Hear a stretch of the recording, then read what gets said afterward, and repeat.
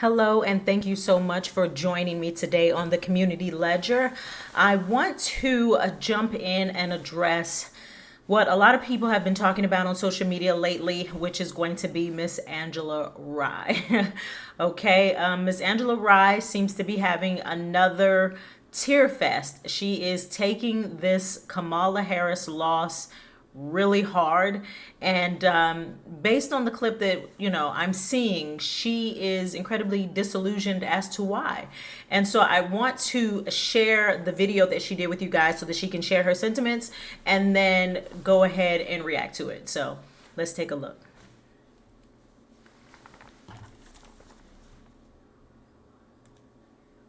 All of a sudden, like, oh, okay, you got this because, I can't take this kind of stuff right now. That there's an obligatory, component to this. But I'd love to hear what's been moving through your mind, Rai.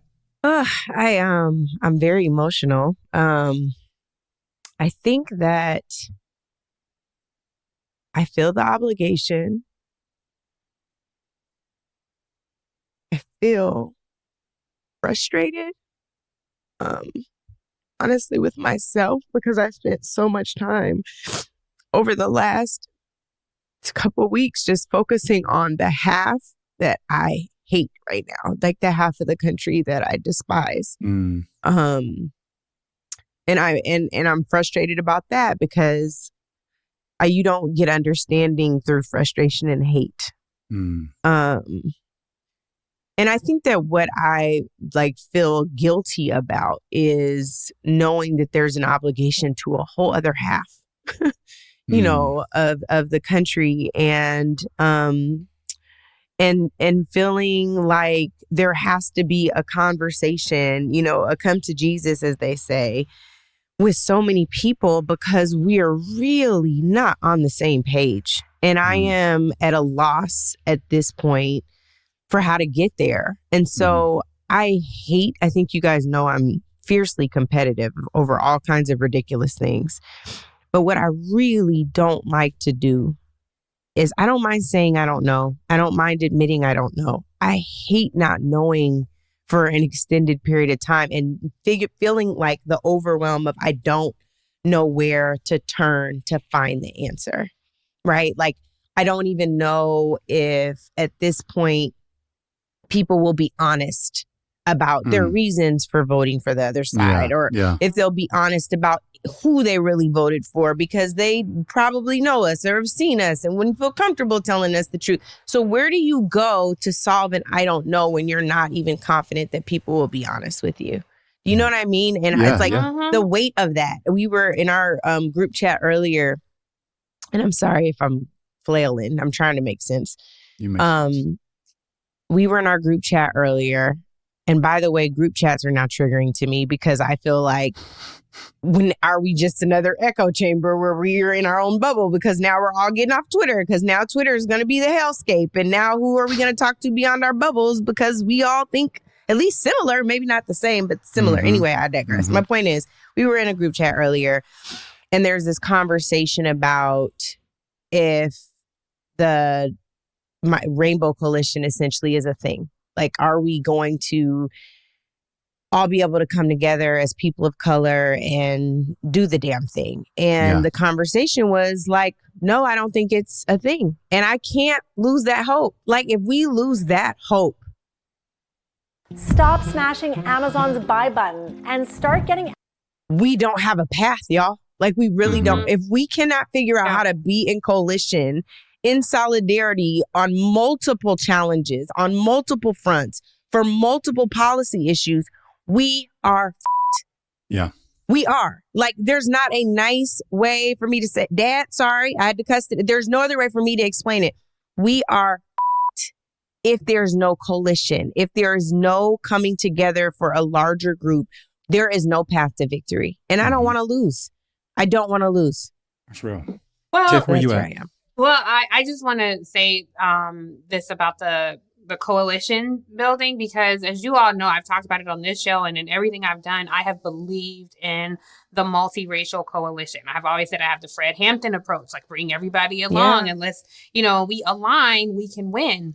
I want to caution us because exit polling data is not the most reliable. And so I'm going to stop it right there because there's multiple things that Angela Rye went into that I think are, one, deserve some serious attention as well as being incredibly problematic. I think overall, Angela Rye is incredibly out of touch with her own community, and therein lies the problem. Okay. First of all, I don't understand why you are, or why she is, so emotionally distraught over this loss, especially a loss by a candidate that was excruciatingly unqualified, and has proven on multiple occasions to not be a good leader. And so the fact that you are that emotionally invested is scary for me, because it's like the only thing that she's really invested in is representation.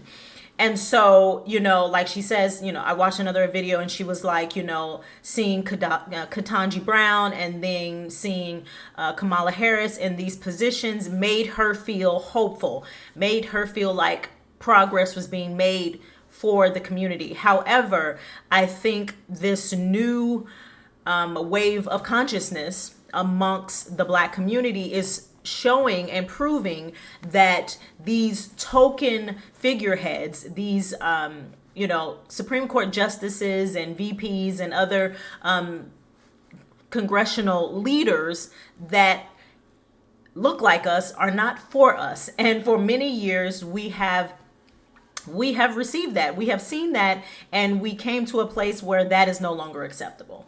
And so, although Kamala Harris was supposedly a Black woman, a lot of Black people in the community didn't really give a damn about that. And ultimately, at the end of the day, Angela Rye says, I can't believe that they, would vote for things that were so oppressive in terms of legislation.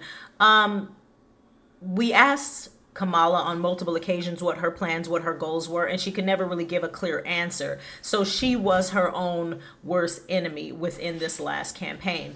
Now, outside of that, she does speak to just feeling a level of guilt on her own. Now, that is interesting to me because it feels almost as if she really put her life on the line, so to speak. She put her career on the line. She put all of her eggs in this one Democratic basket with the hope that it would lead her to a particular position in life. I don't know if she thought maybe she was going to, have some sort of longevity within partnering with the Democratic Party, with the National Black Caucus, working under Kamala Harris. I don't know. But at the same time, it's like, why do you feel so guilty about this loss when at the end of the day, she was not truly addressing any of the real issues that your community were requesting? And so I don't understand how she can say she doesn't understand how this happened when at the end of the day, your community was completely ignored. Like, I don't understand how you did not see that, how you completely missed that. And how, she's saying she hates one half of the country because they did not vote her interests, which I find fascinating. That was her interest. Her personal desires for the advancement of the Black community is a rainbow coalition, a coalition where all Black and brown people come together to serve some sort of agenda. Well, you know what? Black people and the Black community are in a space right now where we feel there is a need to delineate, okay? The overall consensus is that you have Africans, Blacks from all over the world, from all over the diaspora, who come here, who are immigrants from Haiti and the Dominican and Africa and all over the world. And when they come here, me no black, me no black, no, me no black, me no black. And we welcome them with open arms. We think, oh, okay, this is a sister, this is a Black girl, we good. And you don't care where they're from as FBA, as foundational Black Americans, right? You feel like, okay, they're Black, they're one of us. And now we are seeing that's not the case. That a lot of these people come here from their home country, they get in these positions of power. They have these opportunities to make real changes within our community, and they're not interested because me no black. They're no longer black. They are better than FBA. They are Haitian. They are Nigerian. They are Sudanese. They no black, no none of that. And so they get into a position to where they only care about themselves. And I think that is what is weighing on Angela Rye at this moment, because the truth of the matter is, I heard someone say one time, and it hit me like a ton of bricks. It said individualism devastated the black community less than crack. And that statement was huge and heavy because it was true. You see all of these black people who get into positions of power, who have a certain level of advancement, who have a certain level of prestige and wealth, and they forget about everyone else. They forget about the needs of the people on the ground, the people in the mom and pop shops, the kids who are busing all across town just to get a good education, the violence in the neighborhood. You know what I'm saying? They forget about the single moms and there not being any real resources within their own community to keep their kids safe or to, just advance their children's education or giving them extracurricular and things of that nature. That's what's going on in Chicago. And so plenty of people in all of these different communities in Pennsylvania, as well as Chicago, as well as Michigan, spoke, as well as California, spoke to the needs of their community and what they wanted. In Chicago, you had all of these mothers, all of these families were saying, listen, all of these resources can't go to immigrants, and you just ignore what's happening in our community and what our needs are. You had people in California who were saying, listen, we want this reparation bill passed, and that was shut down by the National Black Caucus, for the California Black Caucus. You had people in Pennsylvania saying, we really want you to address, this level of poverty and the drugs in our community. You know what I'm saying? And nationally, you had Black African Americans, FBAs in Atlanta and all over saying, listen, we don't support this LGBT agenda. We do not support all of these transgender goals that the Democratic Party has. And you know what? We're not pro-abortion in the manner in which the Democratic Party is pushing it. And this was spoken loud and clear. And so I find it very difficult and very hard to believe that Angela Rye would sit up here on her podcast and insinuate that she has no clue what happened. She doesn't understand why the Democrats lost. She doesn't understand what her own community even wants or needs. And that is fascinating, because that only tells me that you don't have real ones around you. You only have a select group of people who are like-minded. Okay, who are living in the same socioeconomic situation and circumstance and privileges that you have, and you don't have any real ones around. And therein lies the problem. Because you had mothers, fathers, children's, grandmothers, real black people suffering under this administration, and you're sitting on a native land podcast clueless as to why we would not continue to vote our own demise. Fascinating stuff. Fascinating. And so I'm conflicted, because I'm like, is she feeling so much grief because of the loss, or is she feeling grief because she knows she was wrong in leading us into a burning building? She is culpable. She is responsible for attempting to lead her own community into a burning building. And fortunately, millions of black people, FBA specifically, decided not to do such. Decided to stay home and not participate in this election at all. And she deems that irresponsible. But I deem that as necessary. If you aren't valued If your vote isn't valued as a people, as a coalition, and you are an incredibly dominant base that has been incredibly loyal and obedient over 30, 60 years, and you still, as a Congress, as administration, as a candidate, turn a blind eye on these people's requests, on their needs, then yes, African Americans, Black people here in America have every right to withhold their vote. They have every right. Every right. So you can deem it irresponsible, but it was 100% necessary. 100% necessary. And, with this whole Rainbow Coalition bit, listen, you're going to have to let that go. Because at the end of the day, African Americans have been making strides for ourselves, and all of those strides have created opportunities for other demographics, for other nationalities. But when we going through something, we ain't nobody to call. We can't call nobody.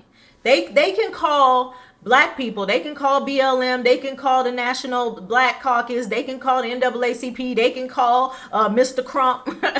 No matter what the scenario is, other communities, whether it's Native American, Indian, East Indian,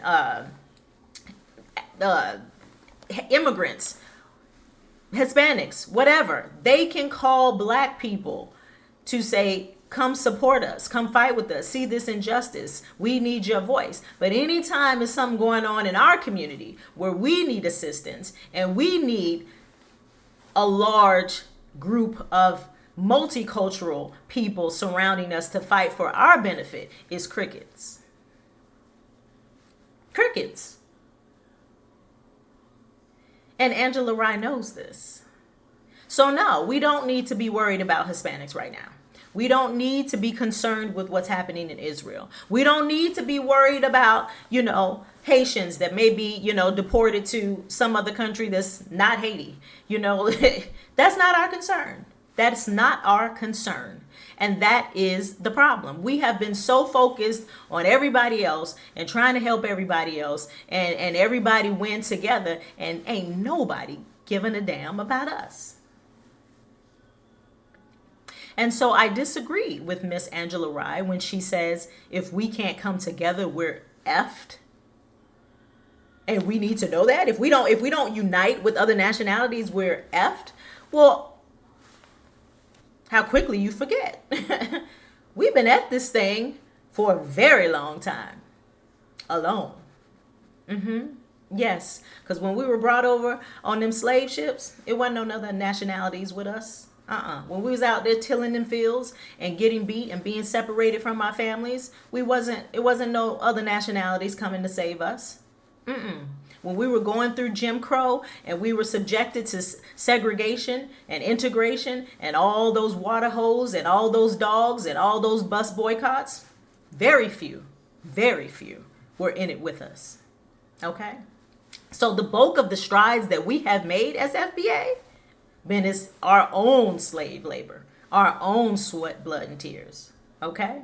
So, no, I do not agree that if we don't, and what does that mean about us as a community? If we don't have somebody else's hand in it, we fail. What does that say about you? What does that say about your confidence in your own community? Unless some white folks, unless some Hispanics, unless some Asians come in and help, we ain't getting nowhere. Okay. So how is it that every year don't nobody talk about the Asian vote? Do you know that? Do you notice that? No election or is any politician ever concerned about the Asian vote. Why? Because the Asians don't give a damn. They don't give a damn who wins that presidency because they got it together. Every city in America, you can find a Chinatown, a Koreatown, multiple Japanese spots, etc., etc., etc. They don't care. So the Asian vote is at this point almost obsolete. They don't even politicians don't even concern themselves with the Asian vote. Why can FBAs or why can't FBAs do the same thing? Focus on ourselves. Because the truth of the matter is, when we only focus on ourselves and we're not concerned about an LGBTQ agenda, and we're not worried about Hispanics, and we're not worried about immigrants, and we focus solely on our own advancement and we build our own communities, that's when real progress is made. That's when real progress is made. When we unify, that's when we're felt. And this election just proved that. We were not on the same accord with regards who we voted for, but we were on the same accord with what party we were no longer going to support. Vote blue or vote against blue, no matter who. And the results reflect that. Black people that stayed home, black people that voted for Trump, black people that voted for Jill Stein, whoever. Hey, the Democrats lost because we chose not to participate. We are the ones who have the real power. So no, we do not need to be spreading our arms all over the place to save the world. We need to save ourselves. And the problem that Angela Rye has is that she no longer has her finger on the pulse. She no longer has real ones in her circle. Because there should be no reason, there should be no ambiguity as to why the Democrats lost this race. There have been millions of watch hours, millions of videos on social media and Twitter and Instagram and YouTube with black folks screaming it at the mountaintops. So for her to get on here on a podcast labeled Native Land, yet has no finger on the pulse in regards to what's going on with her native people, that's concerning. That's concerning for me. But I am curious to see what your opinion is. How do you feel? How do you feel about it? How do you feel about this Angela Rye breakdown? Do you feel like it's just a loss, or do you feel like she's ostracized herself to the point with the Democratic Party to where she no longer has a home? She can't come back to her own community. Charlemagne don't have no more clout. Andrew Gillum, ain't nobody in the black community focused on that. And Kamala Harris ain't gonna be in office. So is the sadness and the frustration and the hurt and the confusion that Miss Angela Rye claims to be burdened by in this moment, is it all based on her own selfish wants and desires coming to an end? I'm curious. I'm curious of what you think. So again, please do leave a comment so we can continue this discussion. Thank you so much for joining me. If you have not already, please do subscribe. And thank you again for joining the Community Ledger.